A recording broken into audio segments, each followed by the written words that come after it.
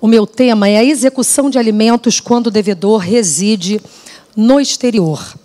E é muito importante que nós possamos aqui abordar a importância do direito internacional privado. Isso já foi dito ontem, né, especialmente pela professora Nádia Araújo, né, que é uma especialista do tema. E nós estamos vivendo novas tendências, novos paradigmas de uma família do século XXI que nos exige essa interdisciplinaridade. Então, ouvindo a professora Nádia Araújo, eu me recordei que ela é uma das principais propagadoras do conhecimento do professor Eric Jaimer, que é titular da cadeira de Heidelberg, na Alemanha, e ele exatamente trabalha o direito internacional privado com as relações interpessoais. Então, é muito importante a gente dizer que a globalização é um fenômeno constante da história da humanidade e hoje nós estamos falando de um espaço social global unificado. Então, quando a gente fala de direito das famílias, nós temos que reconhecer a importância dessas famílias multinacionais. E a gente vai verificar que o IBDFAN, no início do ano, né, em razão das suas revistas especializadas, se preocupou justamente em falar sobre as famílias multinacionais. Por quê? Porque a gente tem hoje uma advocacia internacional no direito de família, né? Nós temos a possibilidade de concretizar e também buscar os instrumentos e ferramentas adequadas para garantir essa cooperação técnica internacional e a satisfação de direitos fundamentais relacionados à criança e relacionados também aos demais vulneráveis que integram um núcleo familiar. Então, é importante que a gente diga que hoje, né, existe uma preocupação por parte do direito internacional privado de construir convenções internacionais que, de alguma forma, reforcem a preocupação e a promoção explícita com os direitos do homem. Então, nós estamos vivendo um movimento de universalização dos direitos humanos. E qual é o grande desafio? O grande desafio é um padrão de convergência no plano normativo. Porque, diante de tantas leis, e muitas das vezes leis que nós não compreendemos, leis de países estrangeiros, nós precisamos reconhecer, né, que hoje o que interessa é o direito fundamental do credor e a importância dos alimentos nesse cenário globalizado e contemporâneo. Não podemos nos esquecer de famílias multiculturais, né? Ou seja, daquela realidade crescente das sociedades na busca de famílias que os indivíduos integram diversas nacionalidades, religiões, culturas, etnias. Então, hoje, pegando um pouco o que o professor Alexandre disse, e pegando um pouco do direito alemão, do professor Eric Jaimer, nós vivemos numa verdadeira comunidade de trabalho. E como esse painel é um painel predominantemente de processo, vale lembrar algo que eu sempre digo para os meus alunos. Sempre quem dirigiu o carro foi o juiz. O juiz é que sempre dirigiu o carro. Então, muitas das vezes você tinha a ideia de buscar outros caminhos para a solução da controvérsia e o juiz ia por aquele ou por aquele caminho. Hoje, a negociação processual e novas ferramentas que temos à nossa disposição permite ao advogado conduzir o carro e colocar o julgador ao lado, não como motorista. E você, junto, muitas vezes, da outra parte, dizer quem são as pessoas mais relevantes para solucionar o problema. As próprias partes diretamente envolvidas.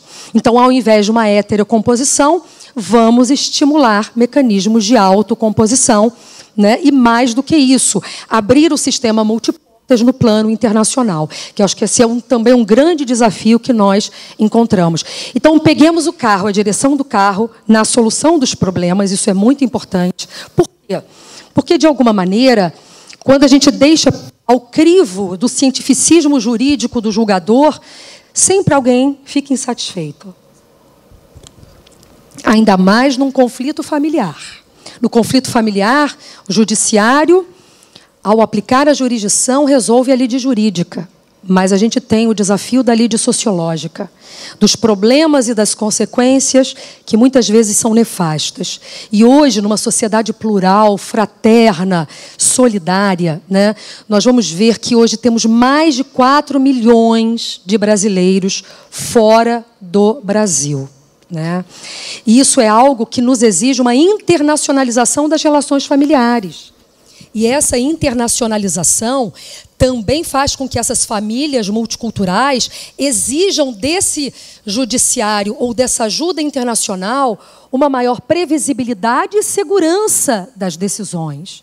Então, nós temos o problema interno, da nossa legislação interna e da legislação que muitas das vezes é utilizada naquele conflito que envolve um brasileiro ou alguém que, porventura, também busque as garantias do nosso país. Só para se ter uma ideia, hoje são barradas em torno de 200 brasileiros por dia nos estados, né, entre México e Estados Unidos ou em outras fronteiras, são 200. E de 200, em média, 40 crianças. Nós temos crianças todos os dias em situação, né, de irregularidade, uma imigração irregular que causa prejuízos aos núcleos familiares, que muitas vezes essas famílias se tornam absolutamente invisíveis. Então, isso é algo para se pensar também. E nós reconhecermos que temos que buscar novos horizontes na nossa atuação profissional.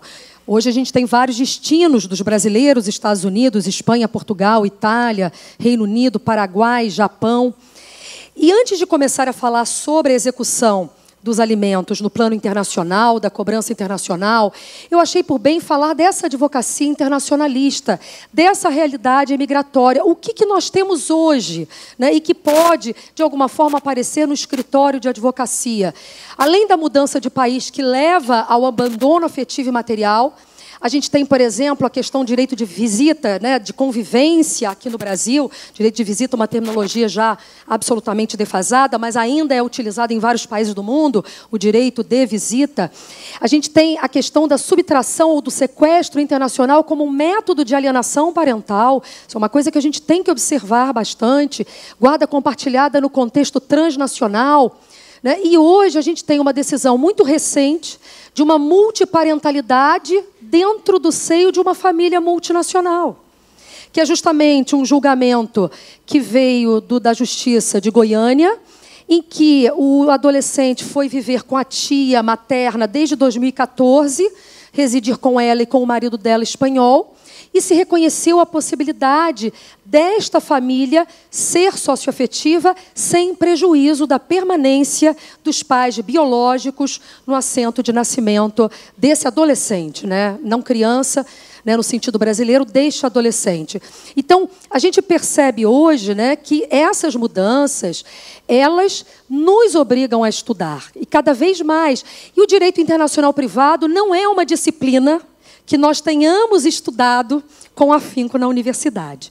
Não é vamos dizer, uma matéria disciplinar tão importante, e hoje ela tem uma importância enorme. E como diz o professor Eric Jaimer, esse diálogo das fontes, esse sistema de interdisciplinaridade é o que nos permite continuar, e o Brasil, consequentemente, é signatário de inúmeras convenções internacionais, né?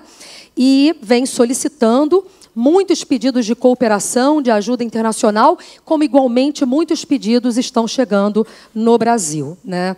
Então, falado isto, acho que é importante, até porque temos palestras posteriormente sobre o Estatuto da Criança e do Adolescente, e o professor Guilherme falou ontem, igualmente na sua palestra, nós temos que tomar cuidado com as convenções internacionais que às vezes tratam criança com uma definição diferente da definição da legislação interna.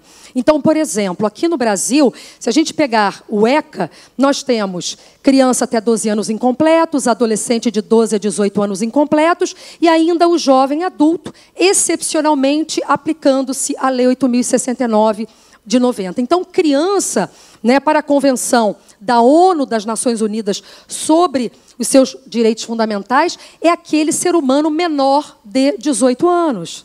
O professor Guilherme vou fazer um recorte da palestra dele, explicou que na Convenção de Haia, sobre aspectos civis do sequestro internacional, né, a gente tem uma aplicação da Convenção que cessa com 16 anos. Então, isso que a gente tem que tomar cuidado. As convenções, elas disciplinam de forma diferente. Então, a gente tem a legislação interna e nós precisamos observar que a legislação internacional, ela traz uma outra vertente. Como disse o professor Alexandre Câmara, a criança não pode ser coisificada, não pode sofrer objetificação. Então, hoje é um princípio transnacional, é uma doutrina mundialmente reconhecida do interesse prioritário superior da criança.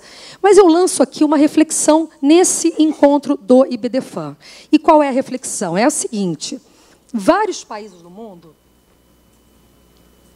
nós temos fundos. E esses fundos não existem no Brasil.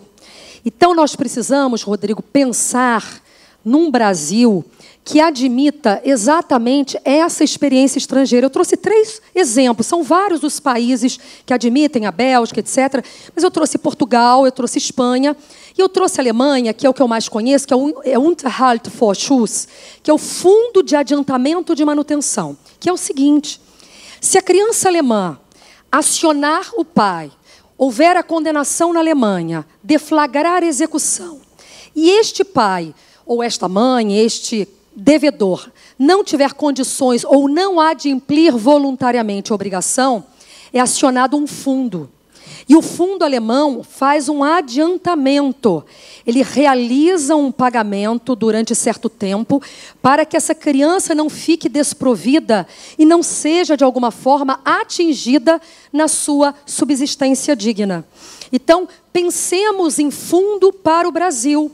Por quê? Porque quando eu tenho uma execução como defensora pública, numa justiça estadual, e que é expedida uma carta rogatória e uma execução, nós já sabemos da dificuldade para cumprir com exatidão no Brasil, mesmo com todos os instrumentos e ferramentas que o Código de Processo Civil traz. Protesto, né, do pronunciamento judicial, prisão civil. Né, a gente tem medidas atípicas do artigo 139, inciso 4º do Código de Processo, como retenção de passaporte e outras medidas para garantir a efetividade. Mas nem todos esses países admitem essas medidas de maneira correlata. Então, o grande desafio é como a gente vai buscar, qual é a convenção internacional que nós vamos aplicar. Já começa daí. Qual é a convenção que será aplicada? O país é signatário da convenção? E se não for?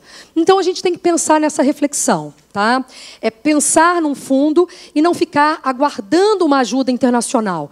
É claro que essa ajuda internacional é vital, né, para a garantia dos direitos fundamentais. A gente tem hoje a figura da autoridade central. Eu sei que a palestra aqui ela é muito rápida, é difícil a gente falar sobre um assunto tão denso em pouco tempo, mas a gente pode dizer que hoje a autoridade central, né, ela aparece como parte determinante desse pacote de medidas voltadas à modernização da cooperação jurídica internacional. Então, a gente sabe que na Conferência de Haia e as diversas convenções têm a finalidade de quê? Fazer com que os Estados-membros escolham um órgão que vai receber e que vai, de alguma forma, privilegiar a tramitação documental, garantindo a efetividade daquilo que se busca alcançar no Estado estrangeiro. Então, quando a gente fala de autoridade central, eu sempre digo, são 2 as vertentes. Ele recebe, analisa, adequa o trâmite, você tem uma procedimentariedade, e aí você tem a necessidade da lisura da cooperação. Porque o Brasil também só coopera se aquela decisão estrangeira, né, ou aquela sentença homologada, ela esteja afinada, né, com as garantias, valores e princípios constitucionais. Igualmente, quando a gente manda, né, uma decisão para ser executada em outro país, claramente o país também vai buscar, evidentemente, verificar se existem vícios ou não para aquela decisão que deve ser cumprida. Direito humano à mobilidade é um direito fundamental. Eu vejo muitas pessoas falando em direito de família. Ah, mas acontece isso ou aquilo porque ele fugiu para não pagar a pensão alimentícia. Mas a gente tem que lembrar que todo o direito internacional privado foi construído na ideia de circulação, na livre circulação das pessoas. E, consequentemente, quando a gente fala de cooperação jurídica internacional, a gente fala, num primeiro momento, de cortesia, era elemento caritativo, né, de garantir uma sociedade plural, para agora você ter uma cooperação técnica baseada em instrumentos internacionais com regras que aceleram o resultado. Então, a gente hoje tem a possibilidade, inclusive, de cumprir tutelas, né, provisórias, de urgência, como igualmente tutelas deferidas, incidenter tantum, que também poderão ser cumpridas em outro país, já que os alimentos não esperam, você não tem como ficar aguardando uma decisão final para a satisfação daquelas necessidades básicas. Então, só para a gente ter uma ideia, né, hoje a gente tem sinais de internacionalização do processo civil brasileiro. E aí eu vou dar um exemplo, porque, né, é muito breve aqui, Alexandre há de me compreender, é que hoje os sinais são evidentes de que o processo civil brasileiro se preocupa com a execução internacional de alimentos. A começar pelo artigo 22, inciso 1, que diz o seguinte: existe uma jurisdição concorrente brasileira nas seguintes hipóteses. E aí, eu não sou Alexandre, eu achei por bem trazer o código, né, para poder falar exatamente o que diz o código, que me parece ser um grande exemplo para a gente entender como os mecanismos são facilitadores. De alimentos quando, na primeira hipótese, o credor tiver domicílio ou residência no Brasil. Credor, tudo bem. Segunda hipótese, quando o réu mantiver vínculos no Brasil. Então, veja, essa hipótese não precisa nem que o credor seja domiciliado no Brasil e nem que o devedor seja domiciliado no Brasil. Eu posso ter um credor que esteja na Alemanha e um devedor que esteja em Portugal.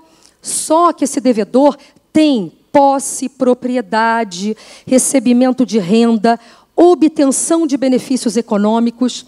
Então, se for oportuno, nós, advogados, por uma litigância estratégica, vamos promover a ação aqui, com base na legislação interna, e buscar a satisfação do direito de crédito com as ferramentas que nós temos aqui no Brasil, que não são poucas, né? Lembrando uma coisa que a gente tem que falar rapidamente. Nem todos os países admitem a coerção, a pena, né, a modalidade de prisão civil.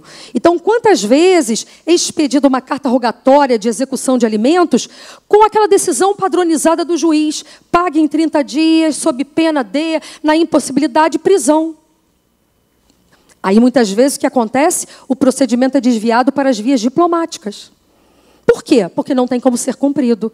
A nossa sorte é que a Convenção de Haia diz que uma decisão pode ser parcialmente cumprida pelo Estado estrangeiro.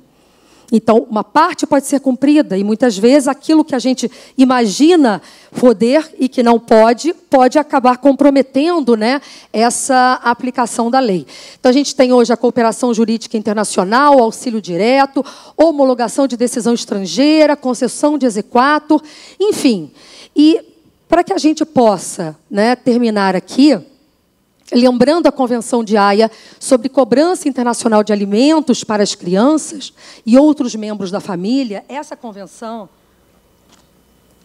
ela tem o decreto de 2017 e ela admite em 3 hipóteses, tá? Quando existe uma relação de filiação, então, pais e filhos, né, por exemplo. Também nas hipóteses em que há discussão de alimentos entre cônjuges, incidentalmente na discussão dos filhos, então você tem cônjuges e filhos, e também uma terceira hipótese que é em relação aos cônjuges.